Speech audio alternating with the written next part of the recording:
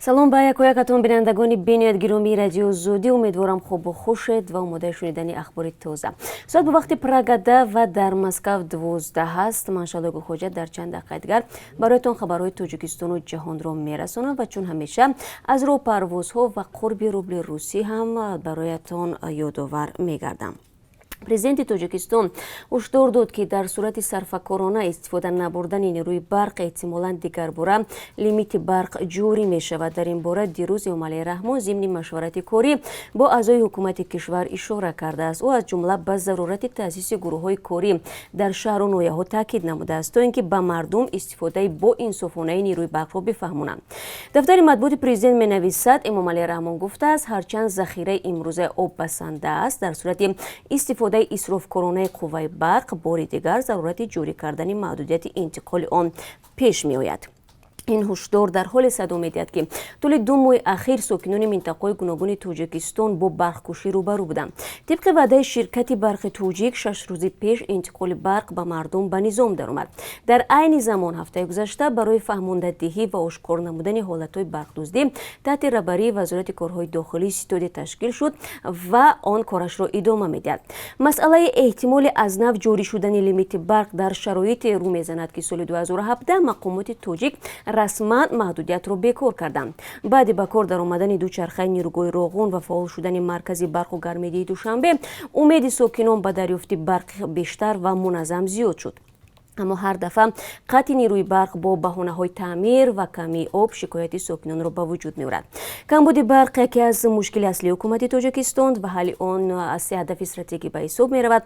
Қаблан бархе аз таҳлилгарон пешниҳод карда буданд, ки Тоҷикистонро на нерӯгоҳҳои барқи обӣ, балки бунёди марказҳои барқу гармидиҳӣ ё нерӯгоҳҳои бодӣ аз камбуди барқ наҷот хоҳанд дод.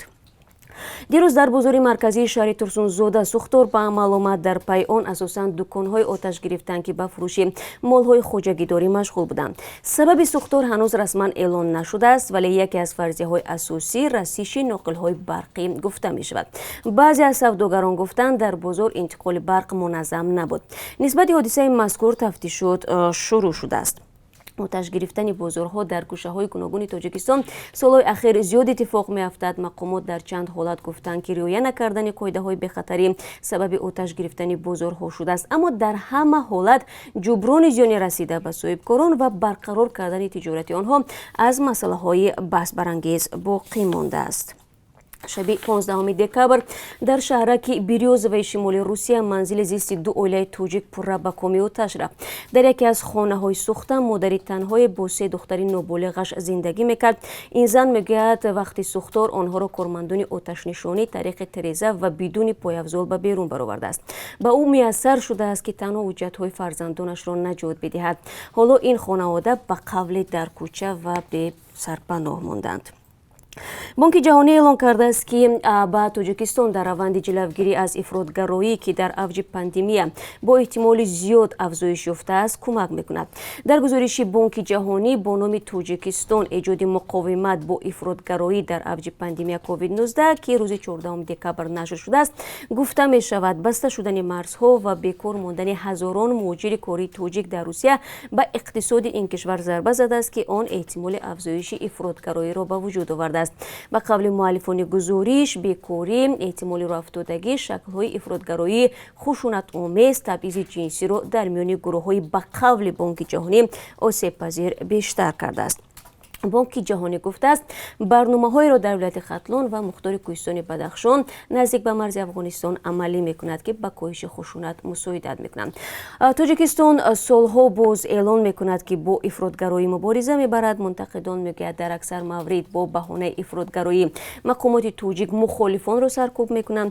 далели инро онҳо дар он мебинанд, ки аксари аъзои ҳизби мамнӯи Наҳзати Исломӣ ва созмони гурӯҳи 24 бо иттиҳоми ифротгароӣ ва терроризм ҷустуҷӯ мешаванд. иттиҳоме, ки мухолифон қабул надоранд ва онро баҳонаи ҳукумати Тоҷикистон барои саркӯби дигарандешон медонанд.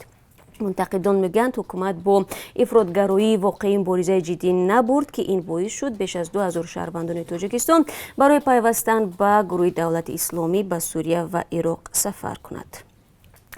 эмомалӣ раҳмон раиси ҷумҳури тоҷикистон дар паёме ба ҷо байден хоҳони рушди ҳамкориҳои душанбеу вашингтон шудааст. Паёми раҳмон рӯзи 15 декабр ва пас аз эълони расмии пирӯзии байден дар интихоботи президентии амрико садо дод. тоҷикистон таҳкиму тавсияи муносибатҳои гуногун ҷанбаи шарикӣ бо иёлоти муттаҳидаро аз самтҳои муҳимтарини сиёсати хориҷии худ медонад ва сатҳи имрӯзаву муҳтавои амалии онҳоро баланд арзёбӣ мекунад, гуфтааст эмомалӣ раҳмон. тоҷикистону амрико аз моҳи феврали соли 1992 муносибати расмии дипломатӣ доранд.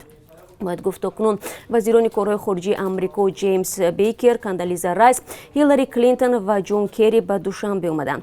رئیس جمهوری تاجیکستان یک دفعه سال 2002 و در زمان حکومت جورج بوش با سفر رسمی به واشنگتن رفته است. تاجیکستان و آمریکا دو گرفتی زیاد ندارند، اما واشنگتن پیوسته به بخش طب و مرزبانی کمک‌های اکثرا بلاعوض می‌رساند. در عین زمان آمریکا از محدودیت‌های آزادی بیان و وجدان و سرکوب دیگراندیشان در تاجیکستان همواره انتقاد میکند و آن را به قطار کشورهای مورد نگرانی خاص وارد کرده است، چیزی که جانب تاجیکستان با آن راضی نیست و بی‌اساس میداند. مرزبانان قرغیز در پوزگاه نویای لیلک ولایت بودکند از انتقال مواد سوخت قاچاقی به تاجیکستان جلوگیری کردند. در این باره خدمات مرزبانی قرغیزستان اطلاع داده است. به قول منبع سرحدبانان ماشین تمغه مرسدس بنز را که تحت اداره شهروند تاجیکستان بوده است منع کردند. گفته می شود راننده ماشین میخواست برای غیر قانونی 3 تن سوزشواری دیزلی را به طرف تاجیکستان گذراند. راننده بازداشت شده و مواد سوخت مصادره گردیده برای ادامه تفتیشات به نهادهای مربوطه سپرده شدند.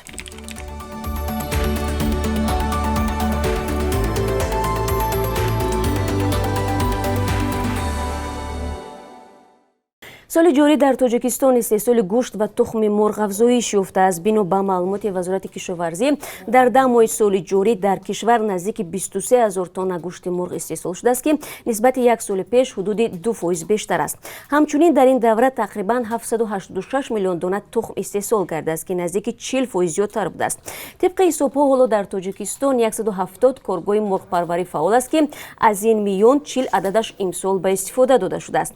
این کارخانه‌ها در یک جویگی میتوانند سالانه زیاده از 1 میلیارد دانه تخم و بیش از 30,000 تن گوشت مرغ استحصال کنند.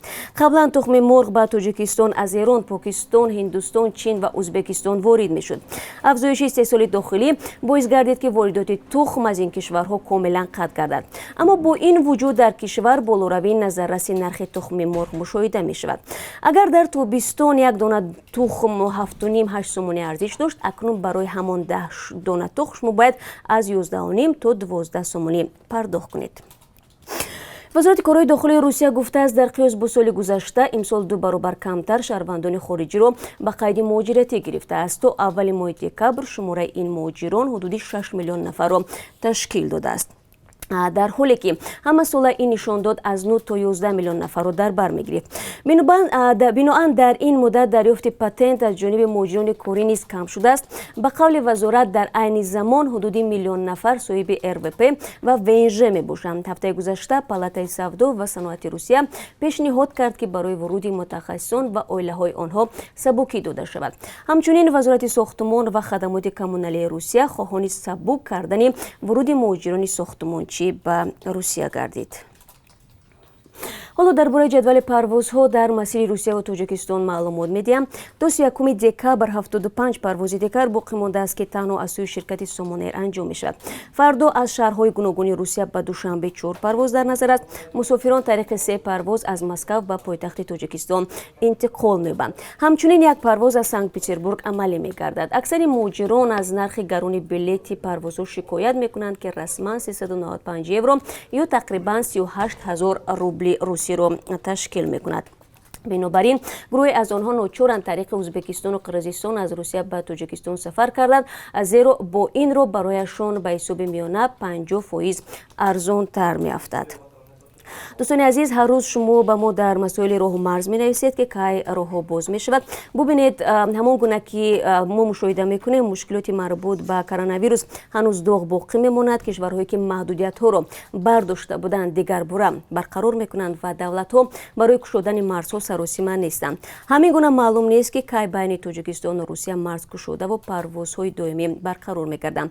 در صورت معلوم شدن ما حتما برای شما خبر میدیم.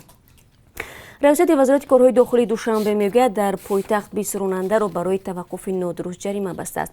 ба қавли манбаъ, чунин қоида вайронкуниҳо дар роҳ зимни амалиёти кормандони бозрасии давлатии автомобилӣ ошкор шудааст. ин рондандаҳо нақлиёти шахсияшонро дар қатори дуввуму сеюм ва дар наздикии истгоҳҳои дохили шаҳрӣ ба таври нодуруст таваққуф намуда, тамбашавии сунъии роҳро ба вуҷуд оварданд. нисбати соҳибони ин воситаҳои нақлиётӣ парвандаҳои маъмурӣ тартиб дода шудааст. дар зоҷгоҳи рақами 3 душанбе дирӯз чоргонек ба дунё омадааст. навзодонро Сарвиноз Аскарова, сокини 34-солаи шаҳри Душанбе таваллуд кардааст. ду писару ду духтар норасид ба дунё омада, феълан дар шуъбаи эҳёгарӣ нигаҳдорӣ мешаванд. таваллуди чоргонек дар зоҷгоҳҳои кишвар ҳарчанд кам рух медиҳад, вале дар гузашта низ ҷой дошт. ба яке аз чунин хонаводаҳо ҳукумат хонаи сеҳуҷраӣ тақдим карда буд. Тоҷикистон аз ҷиҳати суръати афзоиши аҳолӣ дар миёни кишварҳои пасошӯравӣ дар ҷои аввал меистад. бар асоси омури расмӣ, шумораи аҳолии Тоҷикистон ҳар сол ба ҳисоби миёна то 2% ё 200 000 нафар афзоиш меёбад. ва бинандагони азиз, чун ҳамеша дар поёни суҳбат бароятон дар бораи қурби асъори хориҷӣ мегӯям. бонки миллии нархи $1 имрӯз 11 сомониву 30 дирам ва 1 евроро 13 сомониву 73 дирам муқаррар кардааст. қурби рубли русӣ нисбати рӯзи гузашта 30 дирам камтар шудааст. имрӯз 1000 рубли русӣ 152 сомониву 70 дирам арзиш дорад. инчанд хабари тозае буд ки ман хостам дар ин соат барои шумо бигӯям. бо хабарҳои бештар аз ин шуморо дар барнома мунтазир хоҳем буд. худро эҳтиёт кунед ва рӯзи хубе дар пеш дошта бошед.